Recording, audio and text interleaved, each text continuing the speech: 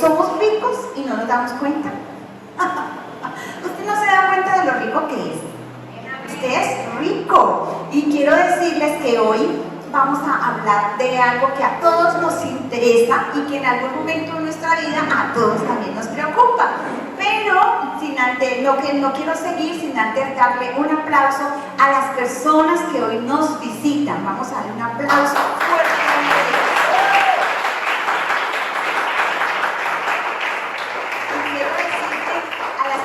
Que nos visitan, que todo, cuando hacemos todo en esta casa, lo hacemos pensando en usted. Queremos que usted se sienta cómodo, que encuentre un lugar atractivo para usted, un lugar donde usted pueda venir, sentarse, disfrutar y relajarse. No le pedimos que dé, queremos que usted se lleve algo especial de esta mañana.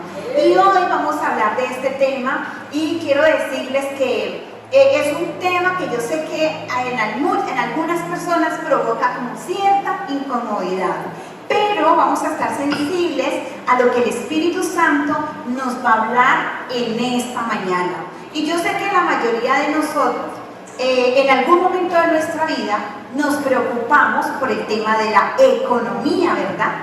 Y quiero decirles que este tema tiene que ver con la mentalidad de a veces que nos han inculcado desde que éramos pequeños y vamos creciendo y luego pensamos en el dinero, pensamos en tener, pero desde el miedo, porque lo vimos así en nuestras casas cuando éramos tal vez pequeños.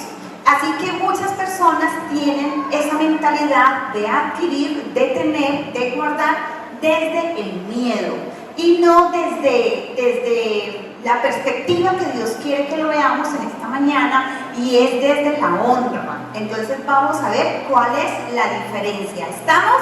Amén. Muy bien, y como yo sé que a ustedes les gustan las historias, aquí venimos, suspenso.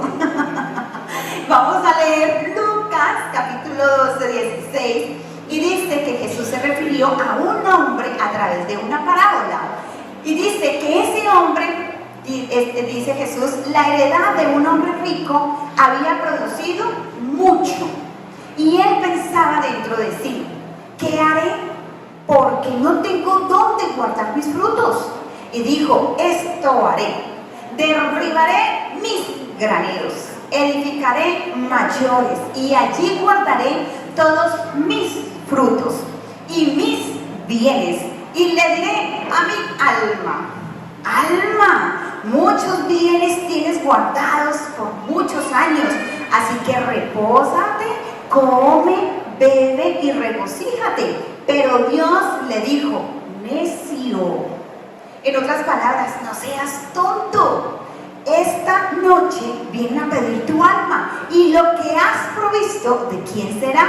Así es el que hace para sí tesoros y no es rico con Dios. No es rico para con Dios. Entonces, imaginémonos a este hombre. La Biblia nos está diciendo que era un hombre trabajador. Era un hombre que le gustaba mucho el negocio. No está diciendo que haya tenido ese negocio con ganancias deshonestas. No está diciendo que haya hecho algo malo. Simplemente nos está diciendo que este hombre vio que tenía mucho. Entonces él dijo, no, yo voy a reinventar mi compañía. No, papi, yo voy a reinventar mi compañía. Yo tengo que crecer, seguir creciendo. No hay nada malo en eso, ¿verdad? Entonces él dijo, yo tengo muchas ganancias, voy a invertir en las bolsas de valores, y con tanta plata, pues que la plata trabaje para mí, porque así piensan los ricos. Entonces dijo, y me voy a relajar tanto que no voy a comer, no voy a tomar algo bien chévere, me como churrasco, tamales, yo no sé qué pensó comer él, pero dijo, y le voy a decir a mi alma que se relaje. Entonces, cuando vemos a este hombre, dice Dios en la parábola que él se refiere a él como un tonto o como un necio. Entonces yo pensé, ¿y por qué Dios lo llama necio? ¿Por qué Dios lo llama como un tonto? Entonces, si usted mira el discurso del hombre, está hablando de mis frutos, de mi granero, derribaré, guardaré, edificaré, diré a mi alma. Entonces, ¿cómo ¿Cómo vemos el discurso de este hombre? ¿Cuál fue el error de este hombre? Podríamos pensar. El error de este hombre no fue que hacía planes. Está bien en hacer planes, ¿verdad? No está el error en las metas. Está bien tener metas, ¿verdad? Así que Jesús no está criticando que el hombre haya hecho planes, pero Jesús sí está viendo que en esos planes no estaba incluido Dios. Jesús critica no la riqueza del hombre, sino la arrogancia de su corazón. Jesús critica no las metas personales de este hombre, sino ve la ausencia de Dios en las metas que él tenía a modo personal. Entonces, no está mal en tener metas, no está mal en proyectarse, no está mal en ser empresario y empezar a ganar unos pesitos. No hay nada de malo en eso, sino que el hombre, si vemos su discurso, es un discurso centrado en el egoísmo, en su yo. No vemos a Dios en los planes de este hombre. Entonces, muchas veces nosotros pensamos de esa manera porque tenemos miedo. Y la mayoría de personas tienen miedo a no tener dinero porque no, y si me ocurre algo, entonces ¿con qué voy a hacer frente? Y si yo me quedo sin empleo, entonces ¿de dónde voy a echar mano? Y si yo me enfermo y no tengo una EPS, pues ¿cómo voy a ir al médico? Entonces vamos pensando en el dinero desde el miedo y no desde la perspectiva que Dios quiere que lo veamos, que es para la honra de Dios. Entonces, yo sé que muchas veces venimos de hogares donde crecimos con carencia, ¿cierto? Y mire que pensábamos en cosas, veíamos la riqueza, si nos pensamos cuando éramos niños, a como estamos hoy en día, en el tiempo adulto, el concepto que teníamos de riqueza yo creo que ha ido cambiando. Yo recuerdo que yo tenía un tío que él tenía carro y él venía desde Medellín, entonces él venía ahí en su carrito y era un Renault, un Renault color naranja, me acuerdo tanto, y él venía a mi casa y nos llevaba a todos en ese carro, entonces éramos tantos y nos montábamos ahí todos apretaditos y nos íbamos a la panadería que estaba ahí justo al lado del Paso Nivel. Cuando mi tío nos llevaba allí, él decía, ¿qué quieren comer? Y usted se imagina uno de niño, viendo toda la nevera llena de helados, de bonjour, de chococonos, y uno ahí, no, yo quiero chococono, no, yo quiero esto, y usted, ¿qué sabor? No, felices. Entonces, una niña de 7 años ve a ese tío así, ¿y qué va a pensar la niña? Ay, mi tío es rico, ¿sí o no? Ah, ese es el tío rico de la familia. Pero cuando ya crecemos, vemos que nos podemos ir a comprar el chococono, ¿verdad? ¿Sí o no? Y que ya podemos salir hasta en carro y en carro propio, tenemos nuestra moto. Entonces, ese concepto de riqueza que teníamos antes a lo que hoy pensamos ha ido variando, ¿verdad que sí? ¿Les ha pasado lo mismo? ¿Sí o no? ¿Están conmigo? Amén. Bueno, entonces vamos a ver que Pablo le está hablando a Timoteo y en 1 Timoteo 6:17 Pablo le dice a los ricos de este mundo, dice, de este siglo, dice, manda que no sean altivos, ni pongan la esperanza en las riquezas, las cuales son inciertas, sino en el Dios vivo que nos da todas las cosas en abundancia para que las disfrutemos. Que hagan bien, que sean ricos en buenas obras, que sean dadivosos, generosos, atesorando para sí buen fundamento para lo porvenir, que echen mano de la vida eterna. Entonces mire Pablo lo que le está diciendo a Timoteo. Ahora yo quiero hacerles una pregunta en esta mañana. Yo quiero preguntarte, ¿tú eres rico? A ver, ¿cuántos de los que estamos aquí nos consideramos ricos? Y usted puede que no levantó la mano diciendo, no, yo qué voy a decir, qué rico si no pago la renta. Pero le voy a decir una cosa, si ustedes llegaron hoy aquí por sus propios medios, usted es una persona rica. Amén. Y les quiero leer una carta de un hombre que escribió siendo él un africano. Mire, un hombre africano escribe una carta y resulta que la carta dice lo siguiente. A ver. Este hombre dice que él ve que las personas de Estados Unidos tienen un auto. Él dice, qué ricos son ellos, tienen un auto. Dice, y hay otros que tienen hasta 2 autos. Y esta persona de África que escribe la carta dice, y algunos de ellos tienen la casita para ese auto y lo llaman garaje. Mira el pensamiento de él. Entonces dice, algunos son tan ricos que van en su carro y pasan por muchos lugares que le llaman restaurante. Y algunos son tan ricos que se sientan, entran al restaurante y pagan para que les hagan la comida y se la sirvan en la mesa. ¡Qué ricos que son! Algunos son tan ricos que van a un lugar y pagan para que los pongan a hacer ejercicio, o sea, gimnasio. ¡Qué ricos que son! Y esa carta la ha escrito un hombre africano. ¿Por qué? Porque si usted y yo hoy vivimos con $2 al día, somos considerados ricos.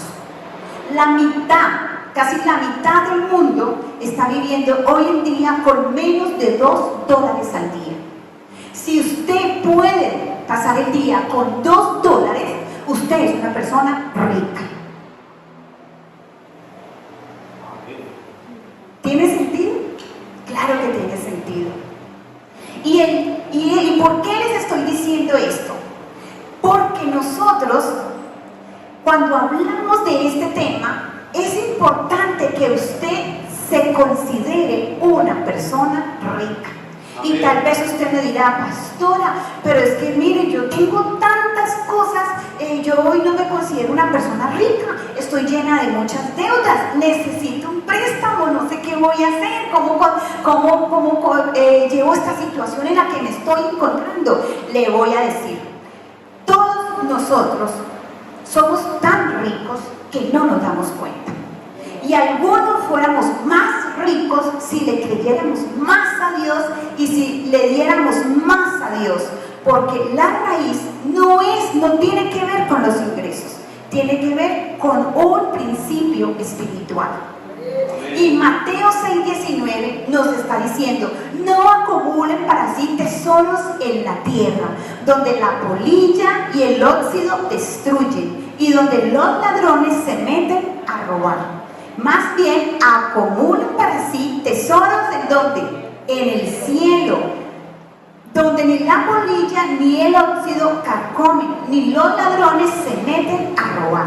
Porque donde está tu tesoro, allí también está tu corazón. Ahora, ¿dónde está tu corazón? Está como en el hombre que estábamos hablando ahora, que estaba siempre pensando en él, en mí, derribaré, montaré, tendré. O tu corazón está centrado en las cosas que a Dios le interesan. Entonces, para nosotros entender este principio, necesitamos entender que el problema o el tema no tiene nada que ver con nuestros ingresos, sino con un principio que es espiritual. Y usted pueda que diga, yo quiero salir de allí, yo quiero mejorar mi economía, yo quiero vivir con mayor libertad financiera. Ahora yo les voy a decir qué necesitamos hacer y cuál es el principio para vivir de esa manera. Hoy en día estamos en una sociedad donde nos estamos centrando mucho en el tema material. Y hay personas, hay familias que hasta han viajado, han dejado sus hijos, se han ido para otros países, o personas que están aquí mismo en Colombia y están tan centrados en sus cosas materiales que intentan tener unas casas tan grandes, pero a la hora de ir a mirar esa casa no hay un hogar, porque sus hijos son víctimas allí ausentes que están viendo que están careciendo de las cosas más importantes, porque no hay un padre allí presente o no hay una madre presente. ¿Y cuántos matrimonios Hoy en día la esposa tiene su matrimonio, su trabajo, el esposo tiene su trabajo y trabajan tanto que por la noche cuando se ven solo hablan de tema económico. Pagaste la matrícula, pagaste el recibo del agua, pagaste el recibo de la energía y pagaste aquello, pagaste lo otro y no hay otro tema de conversación. En estos días una persona me decía, pastora, me estoy separando. Y yo, ¿y eso? ¿Qué te ha pasado? No, me estoy separando, pastora, por el tema de la economía. Y yo trabajo los lunes, los martes, los miércoles, los jueves, los viernes, los sábados, y trabajo sábado y domingo, y no es suficiente. Y él se dedicó tanto a su tema económico que descuidó tanto su relación que su matrimonio se terminó. Entonces, esa es la sociedad en la que nos encontramos nosotros hoy en día. Queremos construir una casa y perdemos nuestro hogar. Y si no estamos iluminando en nuestra casa y si no estamos con calidad de tiempo para nuestra familia, en vano es todo lo demás. En vano son las cosas materiales. ¿De qué sirve tener una hectárea tan grande cuando cosechamos tan poquito?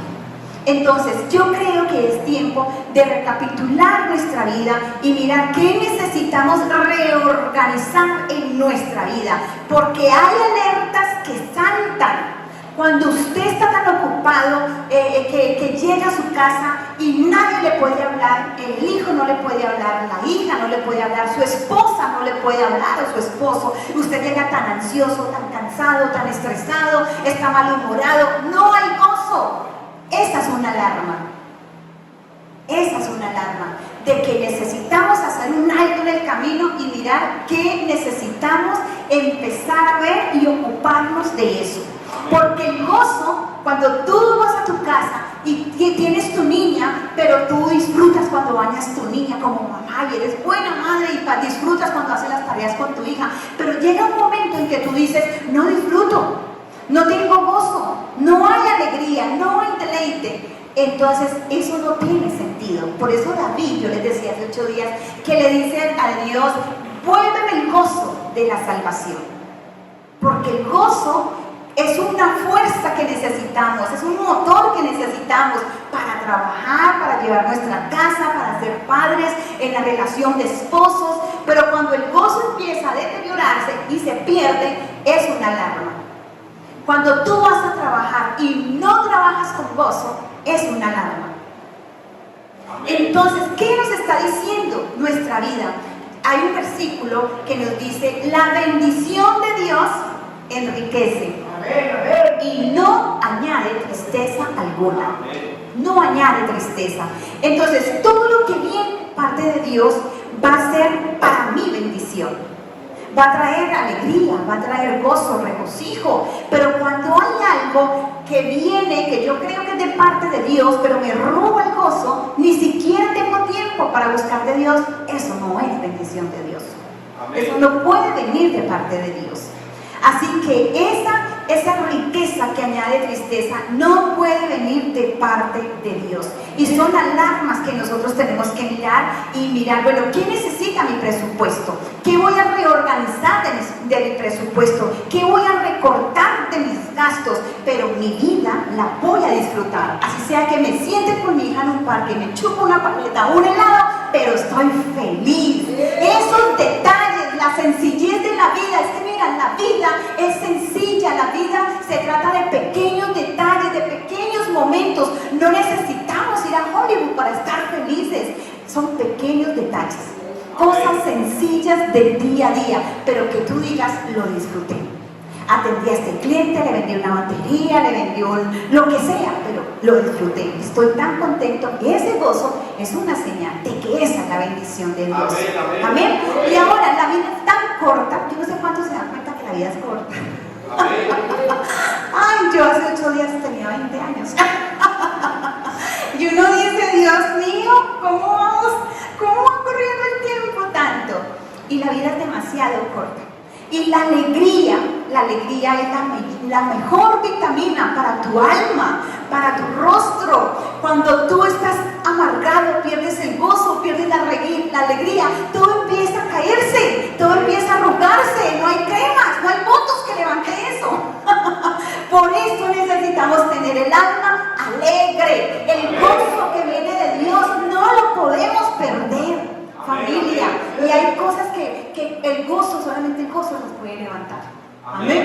Y cuando usted empieza a envejecerse, su rostro se empieza a ver porque has perdido la alegría, porque ya está más amargado, salen las arrugas y bueno, y otras cosas que se van cayendo, que no vemos, pero se van cayendo. Bueno, entonces Dios está diciendo que este hombre era un hombre necio, era un hombre realmente tonto, lo llama así. Ahora yo les quiero hacer una pregunta. Entonces vamos a recibir un consejo de un hombre que podría hoy ser el gurú de la economía internacional, un hombre catalogado muy sabio, que vivió mucho tiempo, que fue el hombre más rico del mundo, y ese hombre se llama Salomón. Y Salomón nos da un consejo, y Salomón nos está diciendo a nosotros que nosotros somos mayordomos. Y usted sabe qué es un mayordomo, yo lo tengo acá. Mayordomo significa un criado principal, a cuyo cargo está el gobierno económico de una casa o una hacienda. Allí están en las diapositivas. ¿Qué es un mayordomo? Entonces, cuando vemos esto, de verdad que nos preguntamos, yo soy mayordomo, yo soy un mayordomo, y nos damos cuenta de que hemos venido al mundo. ¿Cómo llegamos al mundo? Sí. ¿Y cómo nos vamos de él? Por eso Salomón nos está diciendo, usted es un mayordomo, y todo, dice la Biblia, que todo le pertenece a Dios, y que nosotros estamos en esta tierra como cuando un huésped llega a un hotel. El huésped no llega a quedarse para siempre, ¿cierto? Llega por unos días, 2 días, máximo una semana, y luego se va. Eso somos nosotros en esta tierra. Somos simples mayordomos. Y primera de Samuel 2:30 nos está diciendo, yo honraré a los que me honran.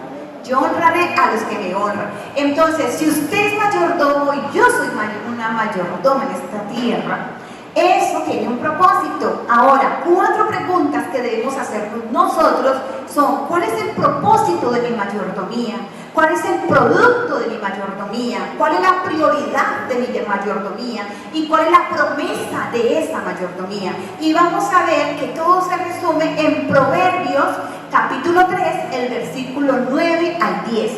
Nos está diciendo: honra al Señor con tus riquezas y con las primicias de todos tus frutos, así tus graneros estarán llenos con abundancia y tus lagares rebosarán de vino nuevo.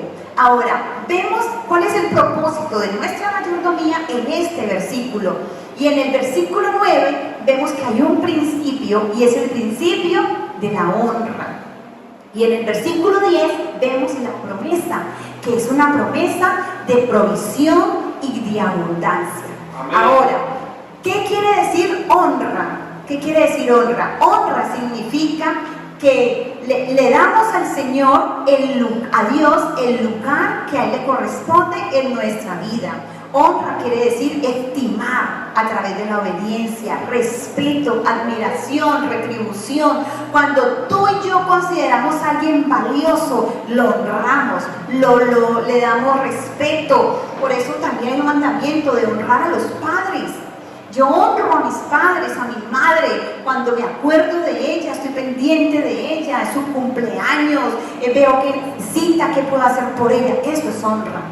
Entonces Dios dice que Él quiere que nosotros le honremos a Él también. Significa que lo coronamos como nuestro Señor y le damos a Él un lugar legítimo en nuestra vida, porque lo reconocemos como nuestro Señor. Amén. Amén. ¿Vamos? ¿Estamos bien? Amén. Bueno, y el número 2 dice, la segunda pregunta es: ¿cuál es el producto de mi mayordomía? Si ustedes y yo somos mayordomos, ¿cuál es el producto de esa mayordomía? ¿Y con qué vamos a honrar a Dios? Y nos habla de honrarlo con las posesiones. Tiene que ver con lo que nosotros tenemos, con nuestro dinero. No solamente se está refiriendo a nuestro tiempo, no se refiere solamente a nuestros talentos, a nuestro servicio, sino que se está refiriendo a lo que usted y yo tenemos. Entonces, algunos de nosotros vivimos como en una casa con muchas habitaciones, ¿verdad? Y la puerta principal de esa casa, hay un letrero que dice: siga, bien pueda. Entonces Jesús Y él ve que está la habitación, y él puede entrar a esa habitación, ve que hay otro cuarto, un cuarto de la tele, de los videojuegos, hay otro cuarto, que es el cuarto del gimnasio, hay otro cuarto, la biblioteca, y parece que Jesús ve todas las puertas que dijeran, bien, pueda y siga. Pero hay una habitación donde parece que hay un letrero que dice, no molestar. Y esa habitación es la habitación donde tenemos lo más valioso para nosotros, donde tenemos el fruto de nuestro trabajo y que tiene que ver con el dinero. Y muchas veces en nuestra vida parece que hemos colocado ese letrero en esa habitación donde no dejamos entrar a Jesús, donde Él se choca con ese letrero de no molestar. ¿Y saben por qué? Porque hay algo que puede cautivar a la vida del ser humano, y es el dinero, lo que puede dictar la vida del ser humano. ¿Cuál es la única cosa que tiene la tendencia de dominar y dictar nuestra vida? El dinero. ¿Verdad que sí? El dinero. Por eso 1 Timoteo 6:10 dice, el amor al dinero es la raíz de todos los males. Y hoy estamos viviendo en un mundo donde el gobierno, la cultura, los estilos de vida nos han tendido una trampa, que nos hacen pensar que el problema o la solución a nuestros problemas, todo tiene que ver con el dinero. Pero hay cosas que el dinero no puede comprar. Yo he visto esas revistas, a veces pasan las grandes bodas de los famosos. Y usted ve que se casan y promocionan el anillo de tantos millones de dólares, con diamantes, con piedras preciosas, y a los 4 meses, divorcio. Porque no todo se resume al dinero. Pero estamos en una sociedad tan materialista que nos está empujando hacia allá y nos está haciendo ver que lo más importante en el mundo es el dinero. Y Dios indica que esa área de nuestra vida refleja cómo está nuestra condición espiritual. Honramos a Dios con lo que nosotros tenemos. Por eso Él dice, no acumule tesoros donde el ladrón puede entrar y robar. Todo lo que tú hagas aquí es cierto. Hoy podemos tener y mañana no tener nada, por ejemplo. Entonces Jesús dijo, donde esté tu tesoro, allí también estará tu corazón. Y la número 3, ¿cuál es la prioridad de mi mayordomía? Entonces nos dice que son las primicias de todos nuestros frutos. Y Salomón lo especificó al mencionar la porción. Dice la primera parte, dice lo primero, eso es para el Señor. Y esto, usted podría decir, eso fue en la época donde ni siquiera había ley. Pero antes de la ley, el Señor ya había hablado y ya había dicho que la tierra era de Él, y ya nos estaba hablando de este principio. Entonces, ¿con qué lo voy a honrar yo a Él? Con lo primero, con lo que está al principio. Voy a hacer de esto una prioridad en mi vida. Amén. Nosotros lo hemos hecho durante muchos años. Y lo hemos hecho en época de estudio, época de matrículas, por ejemplo, épocas donde hemos estado enfermos, épocas donde hemos vivido cualquier cantidad de cosas. Pero ese principio siempre ha estado en nuestras vidas. Y yo les puedo decir, continuamos dándolo hasta el día de hoy. Hace parte de nuestra vida. Son convicciones que no son negociables para nosotros, porque lo vivimos, somos obedientes a Dios y vemos cómo el Señor honra cuando nosotros le honramos a Él. Amén. Entonces, el número 4 dice, ¿cuál es la promesa de esa mayordomía? Dice, así tus graneros estarán llenos con abundancia y tus lagares rebosarán de vino nuevo. Dice, rebosarán. Yo veo aquí que Dios no está tan interesado en que nosotros le demos a Él, sino que Él está más interesado en que nosotros recibamos de parte de Él. Amén. Y eso viene cuando yo soy obediente al Señor. Y para eso, iglesia, requerimos de una fe viva. Porque yo puedo decir, yo creo que esta agua me quita la sed, ¿cierto? Y la colocaron aquí. Y yo puedo decir, yo creo porque me quita la sed. Pero yo decido no tomármela. Pero yo sé que si yo me la tomo, me quita la sed. Entonces yo cojo el agua, me la tomo, sencillo. ¿Y quién es la beneficiada? Yo. Me ha quitado la sed. Así es con Dios. Dios quiere bendecirte. No los veo muy convencidos, pero Dios quiere bendecirnos. Y es algo sobrenatural. Es algo que solo tú lo vas a poder vivir a través de la fe. Cuando yo le he obedecido a Dios, el Señor me ha dejado ver en abundancia su provisión. Ha sido sobrenatural. No puedo decirte cómo, pero llega la provisión de Dios a nuestra vida. Y eso se requiere un acto de fe. Tú sabes que está en la Biblia, pero necesitas creerle a esa palabra de Dios. Por eso como iglesia nosotros celebramos la primicia y lo hacemos al inicio del año, porque creemos que el resto del año, los demás meses, Dios va a cuidar de nosotros. Y lo hemos visto en nuestra vida. Proverbios 3:10 nos dice que nuestros graneros estarán a rebosar. A rebosar. Es algo que lo hacemos continuamente, honramos a Dios y creemos que Dios ha sido bueno con nosotros. Amén. Entonces, nos está diciendo aquí de que ese principio es algo, una promesa que Dios nos va a dar. Si obedecemos, nos va a llegar esa promesa. Y luego nos está diciendo, dad y se os dará. Medida buena, apretada, mire, sacudida, como cuando uno va a comprar y hacen hacia el costal y eso lo hunden. Dice, una medida buena, apretada, rebosante. Y dice, y ustedes se les dará vuestro gozo, porque con la vara que medís, serás medido. Entonces, nosotros, iglesia, ya hemos recibido el consejo que nos da Salomón, el hombre más rico que ha habido, el hombre más sabio. Y él nos da este consejo. Ahora, nuestra pregunta es, ¿le vamos a creer?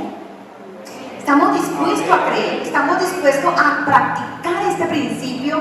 Y yo les puedo asegurar que si usted es una persona constante, es una persona que practica esto fielmente, el Señor no lo va a dejar avergonzado.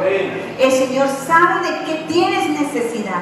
Y es más, antes de que tú abras la boca, el Señor ya sabe lo que tú le vas a decir. Y antes de que tú esperes, el Señor te va a sorprender. Porque así trabaja el Señor de una manera sobrenatural. Así que las primicias, iglesias, que dentro de 8 días lo vamos a celebrar aquí, las primicias las damos porque le pertenecen al Señor y nos ayudan a confiar en Él. Ahora, cuando esta semana hablaba con alguien que nos contaba su experiencia, y yo sé que este tema es un tema complejo de predicar y que es un tema que no es fácil, pero está en la palabra de Dios y Dios nos manda a hablar de su palabra. Y esta persona nos decía su experiencia en otro lugar. Pero no porque hayas tenido una mala experiencia en otro lugar quiere decir que aquí sea diferente. Porque yo puedo dar fe de eso, que aquí sea lo mismo, perdón, porque puedo dar fe de eso. Y ella decía que se sentía tan mal que daba por culpa. Y hay personas que dan porque dan motivados por la culpa. Otros dan motivados por la vergüenza. No, qué pena yo no pasar a ofrendar. No, yo tengo que ser tranquila. Pero ¿cuál es la verdadera motivación? Que tú lo hagas por convicción y lo hagas por amor a Dios. Amén. Cuando tú amas, ese amor te lleva a tener una acción y una obediencia. Y lo hacemos porque amamos a Dios, porque le creemos, porque lo honramos a Él. Y creemos que Él nos dio la primera muestra de amor más grande, dice la Biblia. De tal manera amó Dios al mundo que dio a su único Hijo, para que todo aquel que crea en Él no se pierda, pero tenga la vida eterna. Entonces Dios nos da ese ejemplo de generosidad y se da a sí mismo por nosotros.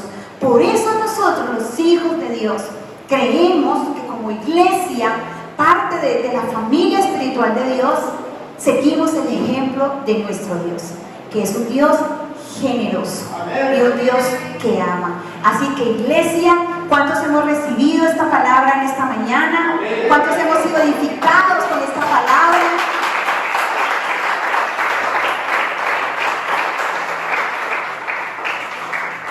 Vamos a estar de pie, iglesia.